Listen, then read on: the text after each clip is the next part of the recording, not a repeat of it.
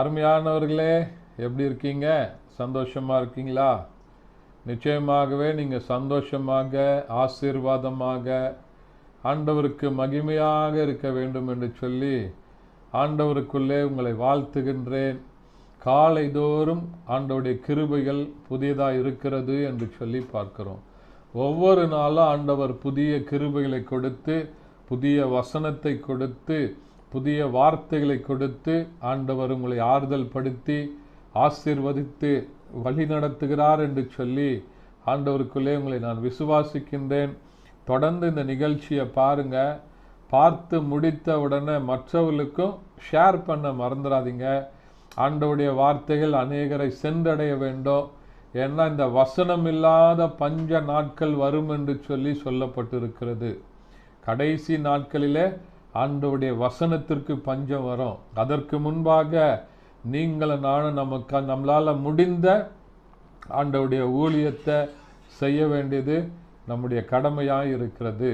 இந்த நாளுக்கென்று தியானத்திற்கு என்று சொல்லி நாம் தெரிந்து கொள்ளப்பட்ட வேத பகுதி ரோமருக்கு எழுதின நிருபம் 12ஆம் அதிகாரம் அதனுடைய 11வது வசனம் இப்படியாய் சொல்லுகிறது: அசதியாயிராமல் ஜாக்கிரதையாயிருங்கள், ஆவியிலே அனலாயிருங்கள், கர்த்தருக்கு ஊழியம் செய்யுங்கள் என்று சொல்லுகிற வார்த்தையை பார்க்கிறோம். ஆவியில அனலாயிருங்கள் என்று சொல்லி பரிசுத்த பவுல் ரோமாபுரியில் இருக்கிற மக்களுக்கு எழுதின வார்த்தை.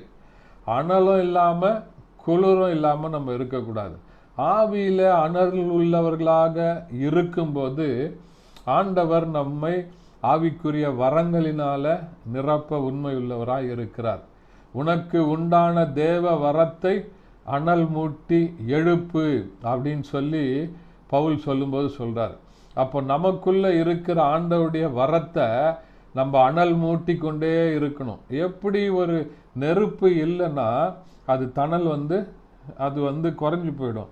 அனல் இருக்க இருக்க இருக்க அந்த சூடானது இருக்க தான் அதற்கு மேலே இருக்கிற பாத்திரமா இருக்கட்டும், எந்த பொருளாக இருக்கட்டும், அதனுடைய சூடு ஏறி ஏறி ஏறி அதனுடைய காரியங்கள் வெளிப்படும். அப்போ நமக்குள்ள ஆண்டவருடைய அனல், பரிசுத்த ஆவியானுடைய வல்லமை, ஆண்டவருடைய கிருபைகள், ஆண்டவருடைய வரங்கள் நமக்குள்ள இருக்கும்போது ஆண்டவர் நம்மை கொண்டு பெரிய காரியங்களை செய்கிறார்.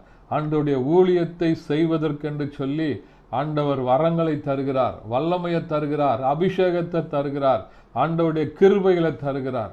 ஆகையினால இந்த ஆவியின அனலாயிருங்கள் என்று சொன்னால் இந்த பரிசுத்த ஆவியானவரை நமக்குள்ள வைத்து கொண்டு அதை நம்ம அடக்கி போடாம ஆவியில நிறைந்து ஜெபிக்க ஜெபிக்க ஜெபிக்க இந்த பரிசுத்த ஆவியானுடைய அனல், அக்கினி, அபிஷேகம் நமக்குள்ள வருகிறது. இந்த அக்கினி அபிஷேகம் வரும்போது நம்மை ஆண்டவர் அக்கினியாக எடுத்து பயன்படுத்துகிறார். உங்களை பயன்படுத்துவார். உங்க கிட்ட அந்நிய சக்திகள், பிசாசுகள், எந்த விதமான தொந்தரவுகள் ஒன்றும் வராதபடி ஆண்டவர் எல்லாவற்றையும் முறித்து போடுவார். அதான் ஆவியில அனலாயிருங்கள். நெருப்புக்கு பக்கத்தில் ஏதாவது போக முடியுமா? ஒன்றும் முடியாது. நெருப்பை பார்த்தா இந்த உலகமே பயப்படும். ஆவியில அனலா இருங்கள்ன்றா. பரிசுத்த ஆவியில நீங்க அனலா இருக்கும்போது இந்த பரிசுத்த ஆவியானவர் உங்களுக்குள்ள ஒரு பயங்கரமான கிரிகளை செய்யும் போது கர்த்தர் மகிமையாக வெளிப்படுவார். ஆகையினால மறந்துடாதீங்க, ஆவியில அனலா இருங்க. கர்த்தர் உங்களை கொண்டு பெரிய காரியங்களை செய்வார். அதை தான் இயேசு கிறிஸ்து சொல்கிறார். இந்த உலகத்துல நான் அக்கினியை போட வந்தேன். அக்கினி, எழுப்புதலின் அக்கினி உங்களுக்குள்ள இந்த நாளில் பற்றி பிடிக்கணும்.